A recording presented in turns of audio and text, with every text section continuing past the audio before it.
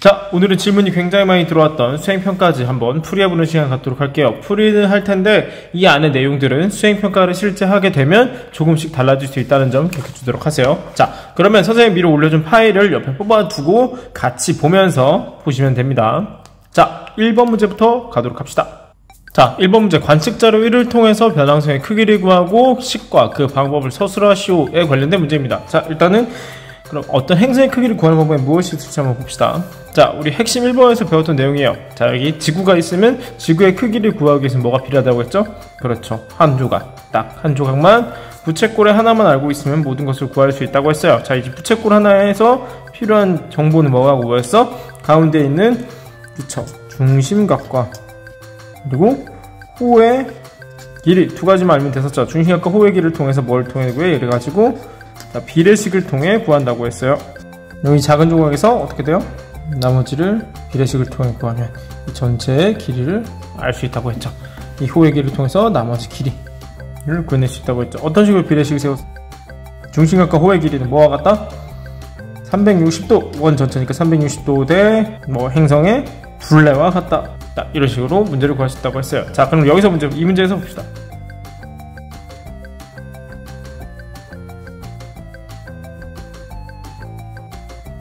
자, 그럼 관측자료만 가지고 어디 한번 변항성의 크기를 구해보도록 합시다. 여기서 가장 중요한 건 무엇일까요? 위도와 경도가 주어졌을 때 우리는 어떤 자료 A, B, C, D 중에 어떤 지역을 이용해야 될까요?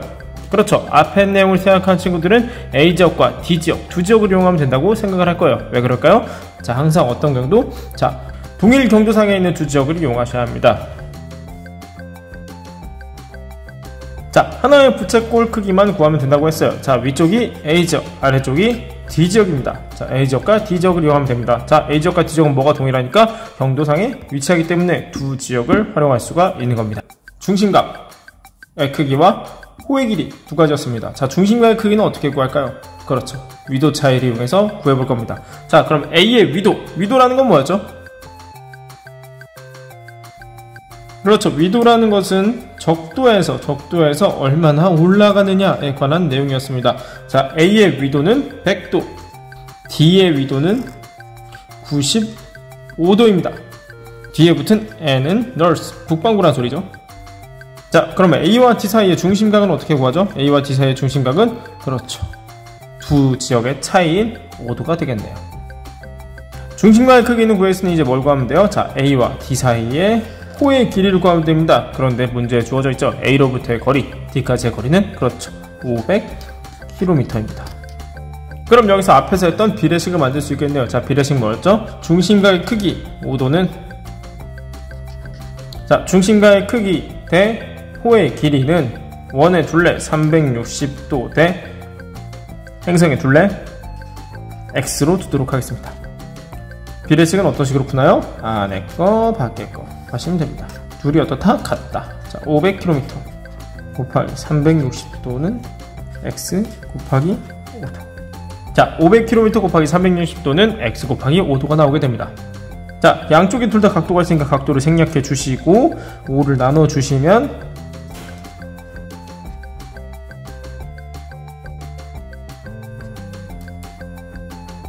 36,000km가 나오게 됩니다.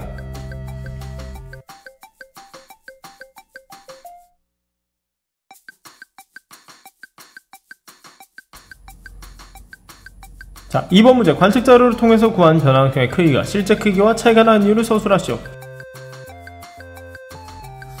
자, 앞에서 구한 36,000이라는 크기는 실제 크기와 차이가 나게 됩니다. 그 이유가 무엇일까요?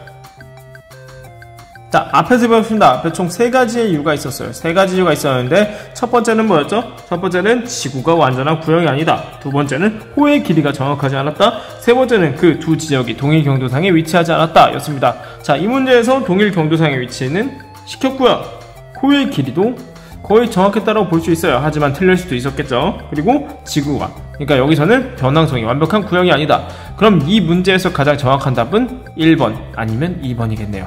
정확한 구형이 아니었거나 A로부터의 거리, 킬로미터가 정확하지 않았다. 두 가지로 추론할 수가 있겠습니다.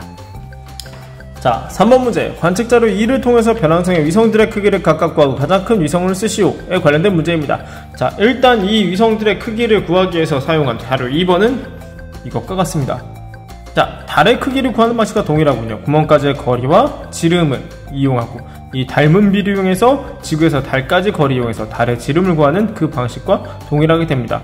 그럼 우리 변달, 변별, 변신 세 가지의 위성의 크기를 한번 구해보도록 합시다. 자, 이 위성들을 구하기 위해서는 어떤 식으로 비례식을 세우면 될까요? 그렇죠. 구멍까지의 거리 L 대 구멍의 지름 스몰 d는 뭐와 같다? 지구에서 달까지의 거리, 여기서는 위성에서 변왕성까지의 거리 라지 L 대 달의 지름, 여기서는 위성 지름, 세 가지 위성, 달과 별과 신 세 가지의 위성들의 지름을 구하면 되겠네요. 자, 그럼 하나하나 한번 직접 그려보도록 합시다.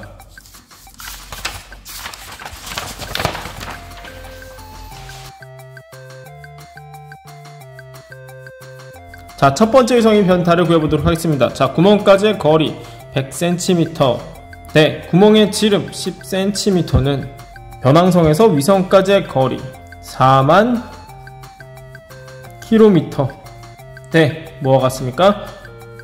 변왕성의 위성의 지름, 변달의 지름, 여기선 x로 되겠습니다. x와 같게 됩니다. 자, 이건 역시 비례식으로 풀면 안에 거 곱하기 밖에 거로 하게 되면 x는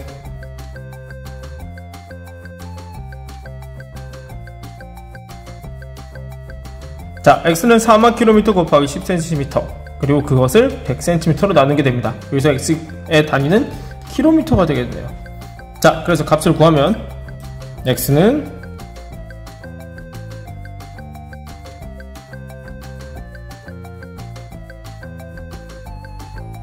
4000km가 나오게 됩니다. 자, 같은 방식으로 다른 위성들도 한번 구해보도록 하겠습니다.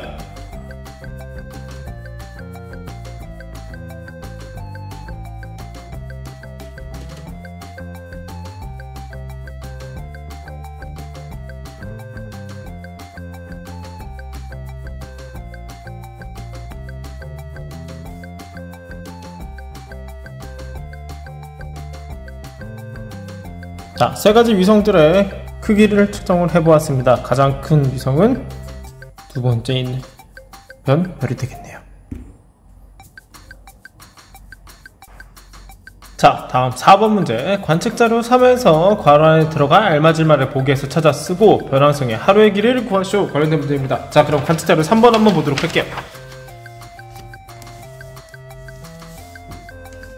자, 관측자료 3번입니다. 변환성 A지역의 하늘을 관측한 관측 결과를 나타낸 건데, 변환성의 태양을 지구시간으로 24시간 관찰할 수 있었고 다음 24시간 동안은 관측할 수 없었다. 자, 여기서 알 수 있는 사실은 뭘까요? 자, 24시간 관측할 수 있었다 라고 하는 소리는 지금 이거는 낮이었구나 라고 하는 건 말해주고 있고요. 다음 24시간 동안은 관측할 수 없었다 라는 뜻은 밤을 말해주고 있습니다. 자, 이 관측 결과 변환성은 뭐가 있다? 낮과 밤이 반복되고 있다. 자, 여기죠. 낮과 밤이 반복되고 있다 라는 것을 알 수가 있습니다. 자, A지역에서 변환성의 태양을 관측하지 못하는 동안 언제죠? 밤이죠, 밤. 별들의 움직임을 살펴보니 북쪽 하늘에서 반시계 방향으로 회전하였다. 자, 북쪽 하늘에서 반시계 방향으로 회전한다는 소리는 무엇일까요? 중간에 여기도 기점을 기준으로 반시계 방향, 북쪽 하늘을 살펴보니 하늘이 반시계 방향으로 회전하는 모습이 보였다는 소리는 북쪽 하늘에 있는 꽂혀있는 사전축에서 반시계 방향으로 하늘이 회전하고 있다는 소리 뜻합니다. 그러면 이 변왕성이라고 하는 놈은 반시계 방향으로 자전하고 있다는 소리겠죠. 그리고 이 관측 결과는 변왕성에서 지금 회전하는 모습이라고 하는 건 뭐죠? 그렇죠. 일주 운동을 관측할 수 있다는 소리입니다. 자, 두 가지, 낮과 밤과 일주운동 두 가지를 통해서 변환성은 지금 무엇을 하고 있다? 자전을 하고 있다 라는 것을 알 수가 있겠죠. 그리고 그 자전 방향은 북쪽 하늘에서 지금 반시계 방향으로 나타나고 있으니까 자전 방향은 반시계 방향이 됩니다. 자, 변환성의 하루의 길이를 보라는데 하루라고 하는 거는 낮과 밤의 길이가 서로 더해진 것을 말하죠. 낮은 24시간, 밤은 24시간이었으니까 이 변환성의 하루의 길이는 48시간이 되겠네요. 그래서 하루는 48시간이 됩니다.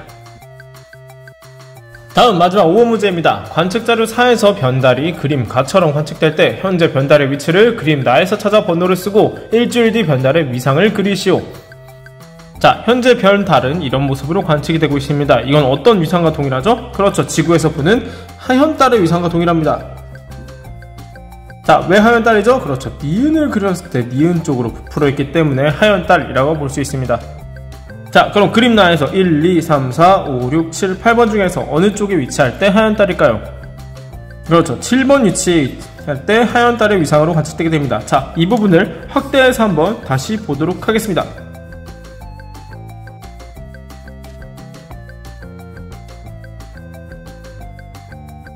자, 이쪽에서 변왕성에 태양빛이 들어오고 있습니다. 그리고 지금 변왕성의 방향은, 우리가 관측하고 있는 방향은 이쪽이 되겠죠.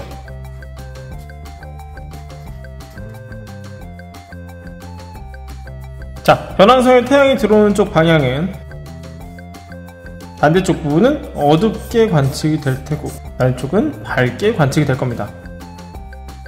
그럼 우리가 변왕성에서 관측할 수 있는 부분은 이쪽 면이 되겠죠.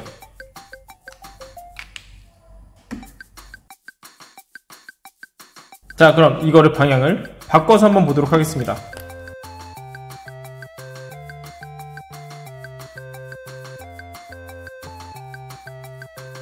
변왕성 쪽에서 관측을 하게 되면 왼쪽 방향이 보이게 되는 거겠죠. 그럼 여기서 볼 때 어느 쪽 방향? 왼쪽 방향이 관측되게 됩니다. 이쪽이 밝게 보이게 되겠죠. 그럼 밝게 보이는 반대쪽은 지금 어때요? 다 어둡게 관측이 될 겁니다. 그럼 이 모습은, 그렇죠, 하얀 달의 모습과 동일하겠죠. 따라서 변달의 위치는 현재 7번 위치에 위치하게 됩니다.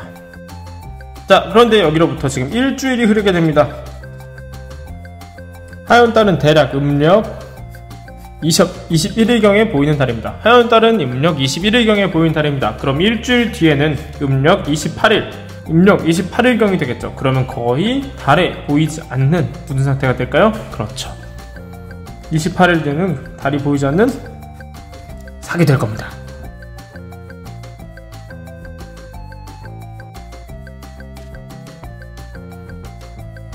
그럼 일주일 뒤의 변달의 위상은 아무것도 보이지가 않게 되겠네요.